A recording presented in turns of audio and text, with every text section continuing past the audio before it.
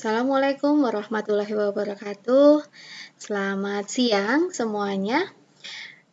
Hari ini kita akan membahas mengenai hasil kali transformasi dan transformasi balikan. Nah, yang pertama kali kita harus pahami terlebih dahulu mengenai hasil kali transformasi. Nah, untuk definisinya, andaikan F dan G dua buah transformasi dengan F sendiri, itu dari V ke V dan G adalah suatu transformasi dari V ke V juga, maka komposisi dari F dan G yang ditulis sebagai G bundaran F didefinisikan sebagai berikut. G bundaran F terhadap titik P ini sama saja dengan G F ya, F di sini adalah transformasi terhadap titik P untuk setiap P anggota V. Nah, yang kalau semisal seperti ini, ya ini kayak fungsi komposisi ya, fungsi komposisi. Kalau di sini GFP berarti di sini adalah FP-nya ditransformasikan terhadap F dulu, P-nya. Titik P ditransformasikan terhadap F, kemudian baru ditransformasikan terhadap G. Seperti itu ya. Nah, di sini ada teorema ya, komposisi transformasi itu adalah juga berupa transformasi. Nah, untuk buktinya, karena yang dinamakan transformasi itu adalah pastinya kita harus membuktikan adanya surjektif, injektif, kemudian dijektif, ya, kita akan buktikan apakah hasil komposisi suatu transformasi itu adalah sebuah transformasi juga. Nah, buktinya bisa kita perhatikan di sini. Jika F, ya ini tadi yang sudah diketahui, masing-masing F dan G ini suatu transformasi, maka komposisi H, yaitu G bundaran F di sini, juga merupakan transformasi. Kita buktikan yang pertama adalah apakah H itu surjektif. H di sini adalah komposisi antara G bundaran F. Apakah ini surjektif? Maka cara membuktikannya adalah kita ambil pemisalan. Ambil Y anggota V, karena G transformasi berarti G surjektif. Maka untuk setiap Y anggota V ada Z anggota V sehingga Y sama dengan GZ. Ya. Nah, jadi ini adalah membuktikan untuk surjektif sendiri. Jadi adanya prapeta ya untuk setiap titik. Nah, di sini karena F transformasi berarti F juga surjektif, maka pada Z ini ada X anggota V sehingga Z itu adalah merupakan Fx ya. Ini kita memisalkan. Jadi Y sama dengan GZ, sedangkan Z sendiri ini adalah merupakan Fx. Ya, transformasi F terhadap titik X. Didapat Y sama dengan GZ atau Y sama dengan G, Z-nya disubstitusikan di sini, Fx, atau Y sama dengan G bundaran Fx, atau Y sama dengan Hx. Ini berarti untuk setiap Y anggota V ada X anggota V, sehingga Y sama dengan Hx. Jadi H surjektif. Ya, ini adalah pembuktian bahwa sebuah titik itu memiliki sebuah prapeta, gitu ya, Y sama dengan Hx, sehingga H ini adalah surjektif. Kemudian dilanjutkan adanya injektif. Nah, injektif akan diperlihatkan P tidak sama dengan H, maka HP tidak sama dengan HQ. Ambil HP sama dengan, kita misalkan saja kontradiksinya ya. HP sama dengan HQ, maka G bundaran FP sama dengan G bundaran FQ atau GFP sama dengan GFI. Oleh karena G injektif, maka FP itu adalah sama dengan FI. Ya, dan F injektif maka P sama dengan Hi. Pengandaian ini adalah tidak tepat ya. Harusnya P ini tidak sama dengan Hi. Ya. P tidak sama dengan Hi. Karena apa? Karena di sini yang kita minta itu adalah P tidak sama dengan Hi, maka HP tidak sama dengan PHI. Tetapi kalau kita mengandaikan HP sama dengan HI, berarti ini hasilnya nanti akan bertolak belakang atau kontradiksi dengan apa yang akan dibuktikan. Seperti itu. Sehingga harusnya bukan P sama dengan Hi, tetapi P tidak sama dengan Hi. Maka HP tidak sama dengan HI. Maka di sini injektif karena sifatnya adalah satu. Seperti itu ya. Nah, dari pembuktian 1 dan 2 terbukti bahwa komposisi transformasi adalah transformasi. Karena syarat transformasi harus surjektif dan injektif. Kalau dua-duanya terpenuhi, maka sudah termasuk bijektif. Maka dari itu, itulah syarat untuk menjadikan sebuah transformasi. Kesimpulannya, komposisi transformasi adalah transformasi pula. Nah, itu adalah pembuktiannya terhadap teorema tadi.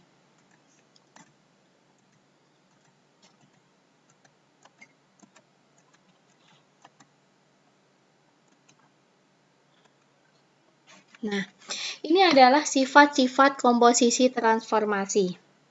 Sifat-sifat komposisi transformasi itu yang pertama, sifatnya tertutup dan sifat asosiatif. Operasi komposisi bersifat tertutup.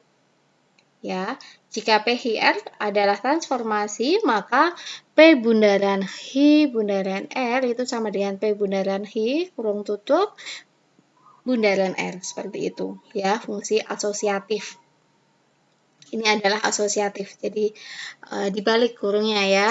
Ini P bundaran Hi dulu, di sini Hi bundaran R dulu, kemudian ini juga jika P bundaran Hi terlebih dahulu, ini juga hasilnya akan sama. Itu adalah sifat komposisi transformasi. Yang pertama tertutup, jadi hanya satu solusi gitu ya. Kemudian yang kedua adalah asosiatif, kemudian yang berikutnya adalah komposisi dua isometri. Jika P dan Hi adalah isometri, maka P bundaran Hi adalah isometri. Maka kita perhatikan pembuktiannya, ambil sebarang A, B anggota V, Hi isometri, Hi A, Hi B sama dengan AB. P isometri, P Hi A, P Hi B, ya, itu sama dengan Hi A kali Hi B. Di harga mutlak ya, P Hi A, P Hi B sama dengan AB. Nah, jadi P Hi dikatakan isometri. Kemudian di sini jika S1 dan S2 adalah isometri langsung, sedangkan T1 dan T2 adalah isometri lawan, maka S1 bundaran S2 ini adalah isometri langsung, kemudian S1 bundaran T1 adalah isometri lawan, kemudian T1 bundaran S1 isometri lawan, sedangkan T1 bundaran T2 itu akan menjadi isometri langsung. Jadi ini yang perlu diingat-ingat. Jadi kalau misalkan ini adalah sama-sama isometri langsung, maka hasilnya isometri langsung. Kalau ini sama-sama isometri lawan, maka di sini adalah isometri langsung. Begitu ya. Tetapi kalau di sini isometrinya berbeda, maka dia masuk hasilnya, hasil bundaran atau hasil komposisinya adalah berupa isometri lawan. Contoh di sini. Diketahui garis-garis G dan H dan titik-titik P. Ya, yang diketahui garis G dan H kemudian titik P. Lukislah A itu adalah MG MHP, sedangkan B MH MGP. Ya, ini berbeda ya. Yang di sini adalah garis G dulu, kemudian garis H, yang di sini yang di depan H, di sini garis G. Kemudian yang kedua, diketahui T1, T2, T3 suatu transformasi, tentukan hasil kali transformasinya. Kita lihat, nah seperti ini. Ini adalah yang poin A. Ya, di sini titik P. Kita tentukan dulu G dan H. Ya, karena tidak ada ketentuannya G seperti apa, kita ambil saja berpotongan di sini. G dan H, kemudian titik P-nya kita letakkan di sini semisal P, kemudian kalau seperti ini yang dikurung dulu yang kita eksekusi. Berarti M ini kan pencerminan ya. Pencerminan, berarti P dicerminkan terhadap H. Ya, P dicerminkan terhadap H, berarti kita tarik garis tegak lurus ya terhadap cermin, terhadap garis H. Hasilnya di sini. Ini adalah MHP. Ya, di sini MHP. Kemudian selanjutnya adalah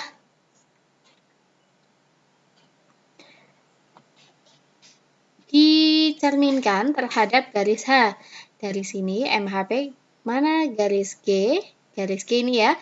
Berarti kita ambil tarik ke atas secara tegak lurus dengan garis G.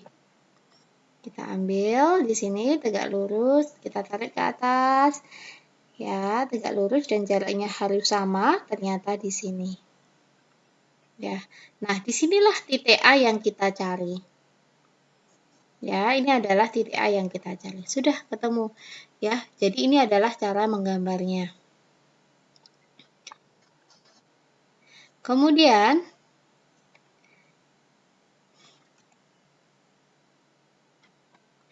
selanjutnya adalah yang B. Yang B di sini adalah kita sama, yaitu G dan H. Kita ambil garis G dan H saling berpotongan, kemudian kita letakkan P, letaknya misalkan di sini P. Kemudian kita cerminkan terhadap G. Kita ambil tegak lurus G. Disinilah ketemu MGP. Kemudian dilanjutkan dengan hasilnya, yaitu dicerminkan terhadap H. Ya, ini hanya saja ini seharusnya agak geser ke sini ya. Mohon maaf, ini garis H harusnya bergeser ya. Jadi berada di tengah-tengah antara MGP dan B. Nah, di sini letak titik B yang kita cari. Seperti itu. Mudah ya saya kira ya. Dengan komposisi pada pencerminan. Kemudian ini ya, ini pembuktiannya, pembuktian transformasi. Ya, bisa diperhatikan, ini adalah memperlihatkan hasil kali transformasi itu bersifat asosiatif. Ya, bersifat asosiatif. Ini kita misalkan P aksen ini adalah transformasi 1P, kemudian P double aksen itu T2 transformasi 2P aksen, kemudian di sini adalah P aksen 3 itu adalah transformasi ketiga P double aksen. Nah, ini T3, T2, T1P. Ini membacanya P ini ditransformasikan terhadap ya, ada T1, T2, T3. Hanya saja kalau seperti ini itu adalah nah, ini ya. T3, T2, T1 dulu terhadap P seperti apa? T2, T1P dulu. T1P apa? P aksen. Udah, turunkan. Kemudian dilanjut. T2P aksen apa? P double aksen. T3P double aksen apa? P triple aksen seperti itu. Kemudian di saat T3, T2 dulu yang dikurung, kemudian baru dikomposisikan dengan T1 terhadap titik P. Bagaimana? Berarti kita mulai dari sini. T3, T2, T1P.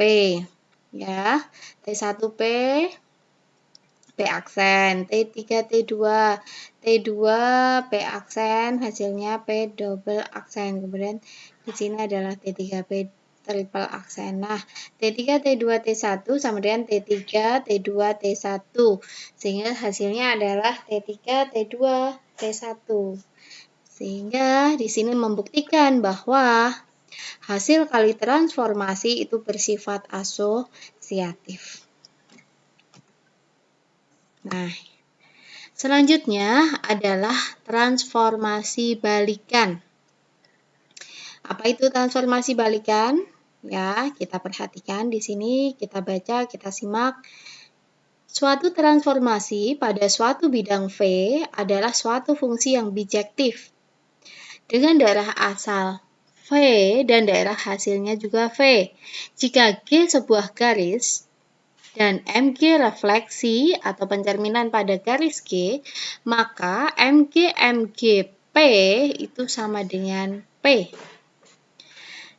Kita tulis M kuadrat GP sama dengan P.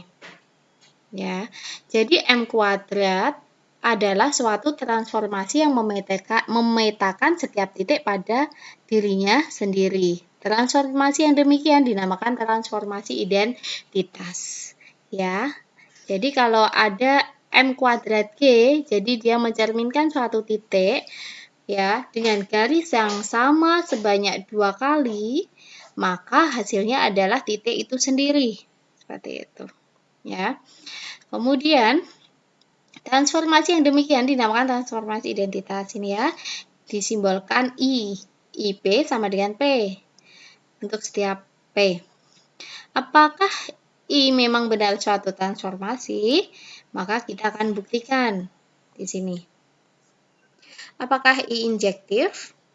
Untuk menunjukkan I injektif ditunjukkan setiap X1, X2 anggota V, X1 tidak sama dengan X2, maka IX1 tidak sama dengan IX2. Apakah benar? Ya, ambil X1, X2 anggota V dengan X1 bukan sama dengan X2. X1 anggota V, maka IX1 sama dengan X1. X2 anggota V, IX2 sama dengan X2. Karena X1 tidak sama dengan X2, maka identitas X1 tidak sama dengan identitas X2. Jadi, dia injektif. Nah, seperti itu. Kemudian bagaimana kalau misalkan bijektif? Ya. Kalau semisal di sini adalah bijektif, kita lihat. Untuk mencapai bijektif, kita harus tahu kalau tadi injektif sudah terbukti, maka kita lanjut apakah I itu surjektif. Untuk menunjukkan I surjektif ditunjukkan terdapat Y aksen anggota V, ya. Jika dan hanya jika untuk IY, identitas Y ini adalah Y aksen. Akan dibuktikan ada Y aksen anggota V, jika dan hanya jika IY sama dengan Y aksen.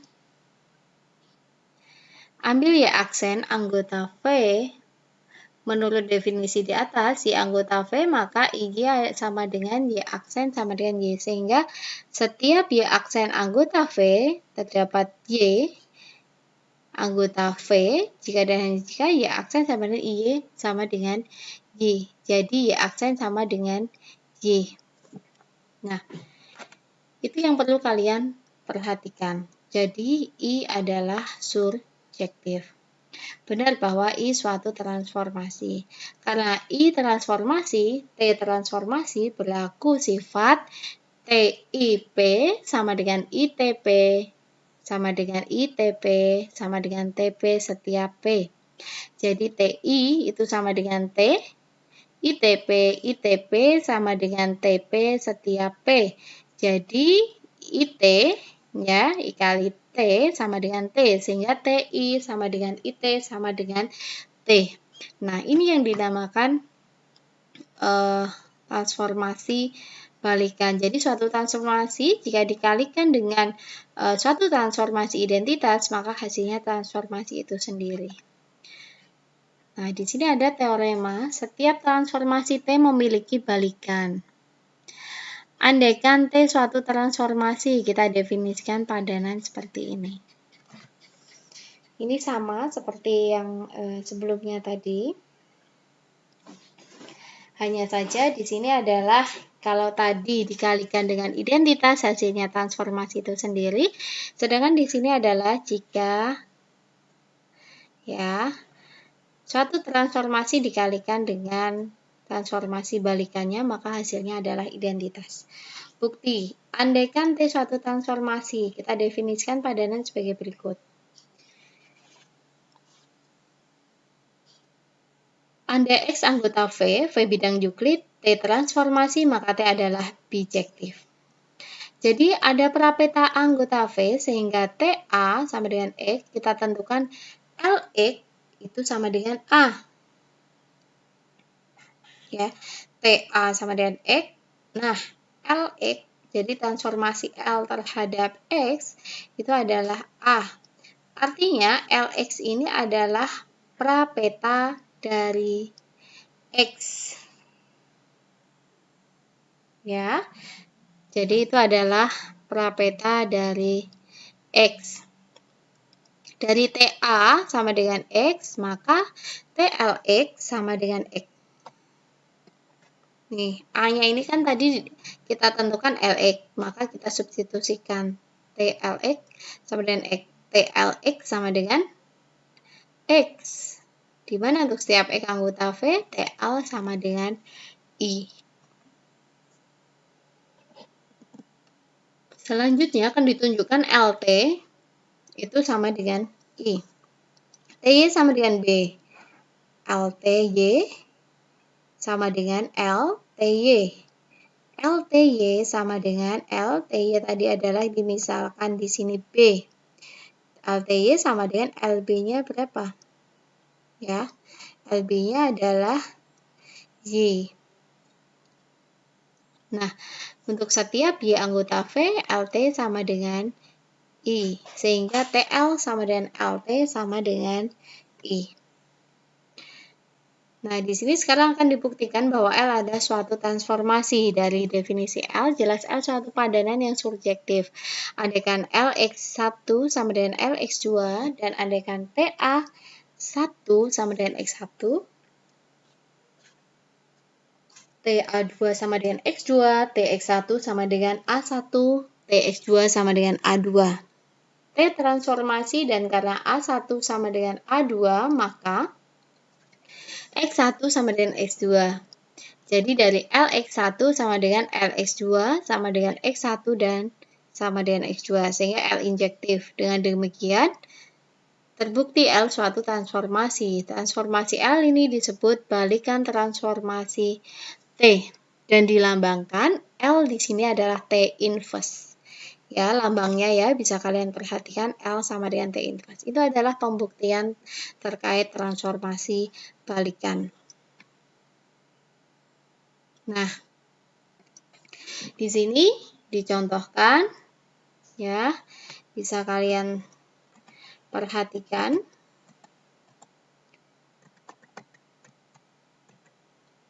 Diketahui dua garis G dan H yang sejajar. Padanan S dan T ditentukan sebagai berikut. SP sama dengan PA irisan H.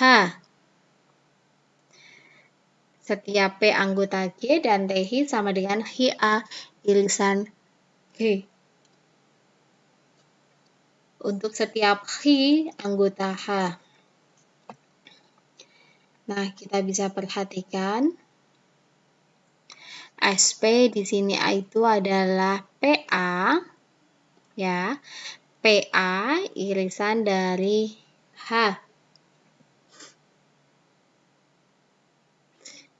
Sedangkan untuk setiap P anggota G,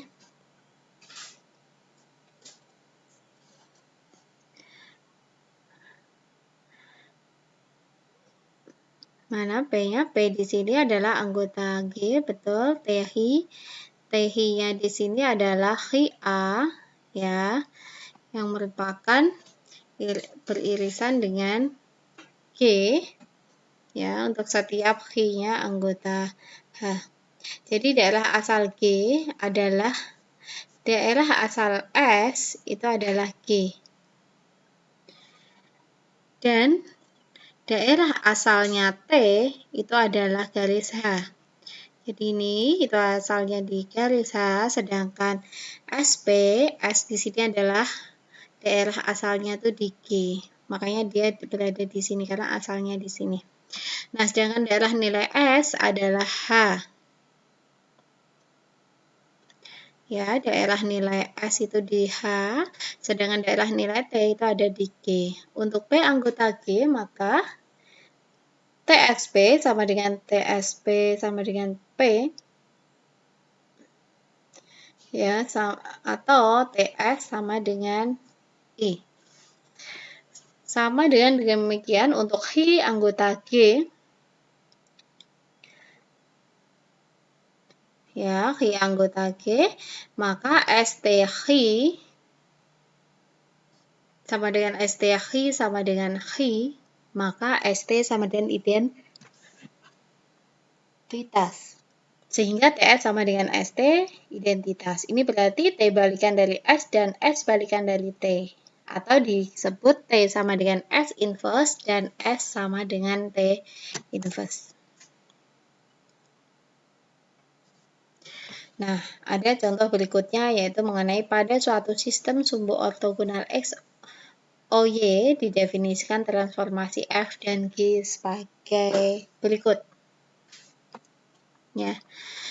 Untuk setiap P, XY, FP sama dengan X plus 2, setengah Y dan GP-nya X min 2, 2Y. Sehingga FGP sama dengan FGP. F, kemudian di sini GP-nya disubstitusikan, hasilnya adalah X, Y sama dengan P. Sedangkan di sini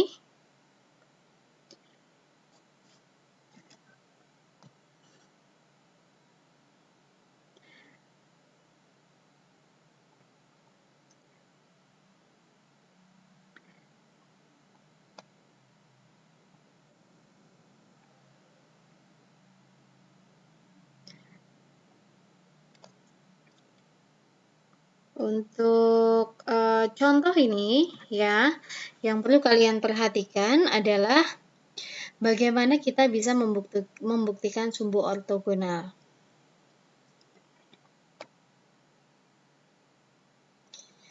Ini ya, FGPP, FGP, FP-nya, GP-nya, X min 2, 2Y. Sedangkan di sini GFP sama dengan G, FP-nya disubstitusikan X plus 2, setengah P. Ya. Nah, seperti ini silahkan disubstitusikan. F ini berarti kan ini masuk ke sini, berarti X min 2. Ya.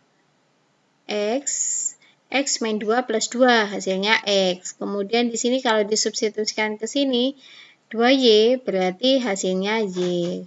Begitu juga dengan ini, karena ini G, maka di sini adalah masuknya di rumus yang ini, transformasi GP. Sehingga nilai yang ada di dalam kurung ini substitusikan ke sini, berarti X plus 2, X-nya.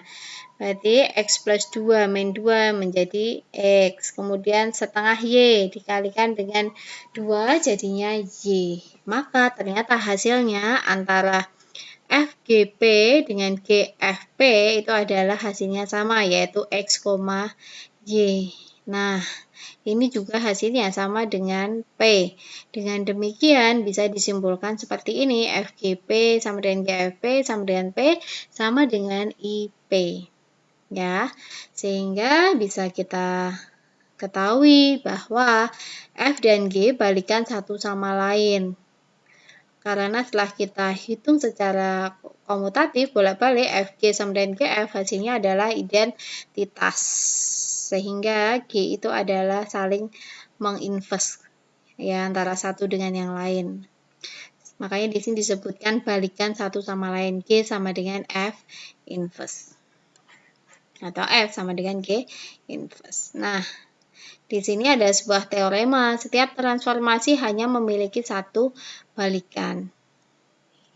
Ya, buktinya sudah ada di sini. Silahkan bisa dicermati. Andaikan T suatu transformasi dengan dua balikan. Karena S1 balikan dari T, maka TS1P sama dengan S1TP sama dengan IP setiap P. Dan karena S2 balikan dari T, TS2P sama dengan S2TP sama dengan IP setiap P. Sehingga TS1P sama dengan TS2P, maka TS1P, TS2P. Karena T transformasi, maka S1P sama dengan S2P untuk setiap P. Sehingga S1 sama dengan S2. Jadi balikan T adalah S1 sama dengan S2 sama dengan S. Dengan kata lain, transformasi T hanya memiliki satu balikan. Ya, satu balikan. Karena ini sama ya, S1, S2, S ini adalah sama. Kemudian ada teorema lagi yang mengatakan balikan setiap pencerminan pada garis adalah pencerminan itu sendiri. Nah, buktinya, andaikan pencerminan pada garis G itu adalah MG. Andaikan MGX itu adalah Y, sedangkan X sendiri itu bukan merupakan G, maka MGX sama dengan X atau MGX sama dengan IX. Setiap X anggota G tidak merupakan anggota G, jadi MG bundaran MG adalah identitas. Jika X anggota G, maka MGX sama dengan X, sehingga MGX sama dengan MGX. Maka disimpulkan MG bundaran MG itu adalah identitas, M inverse G itu adalah MG juga. Jadi transformasi balikan dari MG adalah MG itu sendiri. Ya. Definisinya, suatu transformasi yang balikannya adalah transformasi itu sendiri dinamakan suatu involusi. Ya, andaikan T dan S transformasi, maka masing-masing memiliki balikan, yaitu T inverse dan S inverse.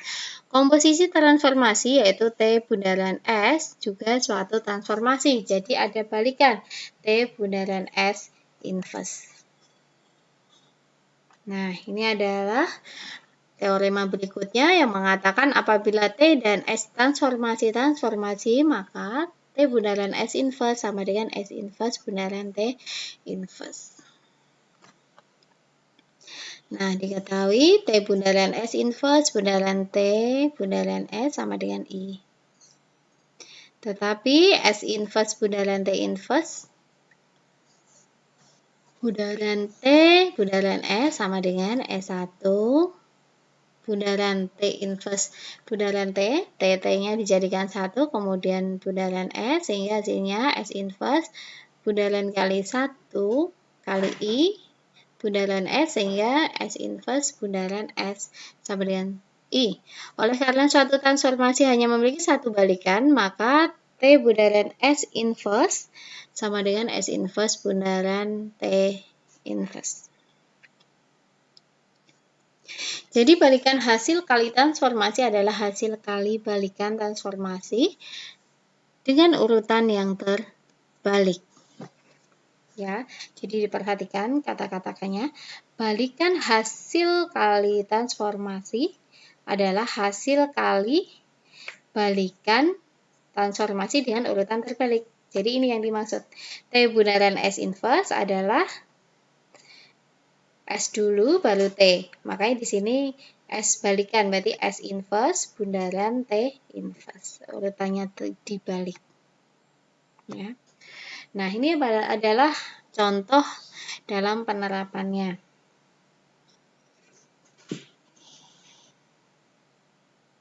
Pada sebuah sisi sumbu ortogonal ada garis G. Ya, himpunan X, Y di mana Y sama dengan X dan H sama dengan himpunan XY di mana Y sama dengan 0. Tentukan P sehingga MH MGP sama dengan R sama dengan 2,7. Jawabannya adalah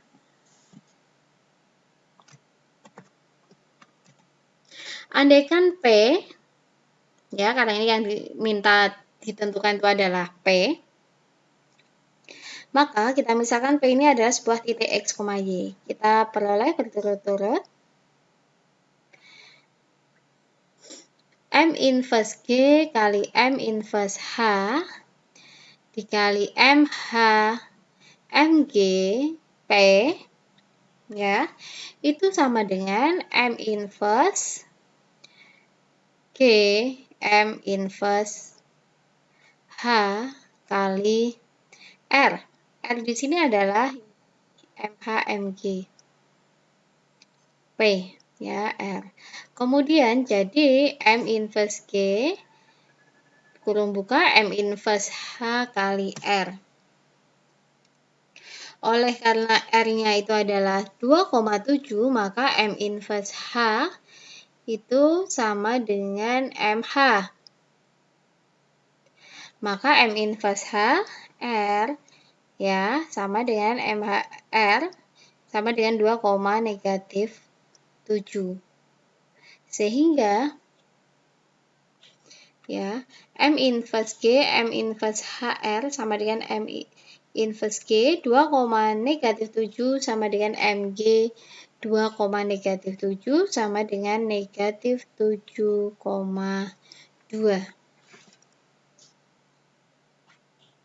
Sehingga P di sini adalah menghasilkan -7,2. Ya, untuk lebih jelasnya nanti bisa melalui gambar. Nah, itulah penjelasan terkait geometri transformasi, ya, pada materi transformasi balikan, ya, transformasi balikan dan hasil kali transformasi. Silahkan kalian pahami, kalian cermati bersama. Kemudian semoga video ini bisa memudahkan kalian dalam memahami teori yang Bu Dini sampaikan. Terima kasih atas perhatiannya. Saya akhiri. Wassalamualaikum warahmatullahi wabarakatuh. Tetap sehat dan semangat selalu untuk pembelajaran daring geometri transformasi.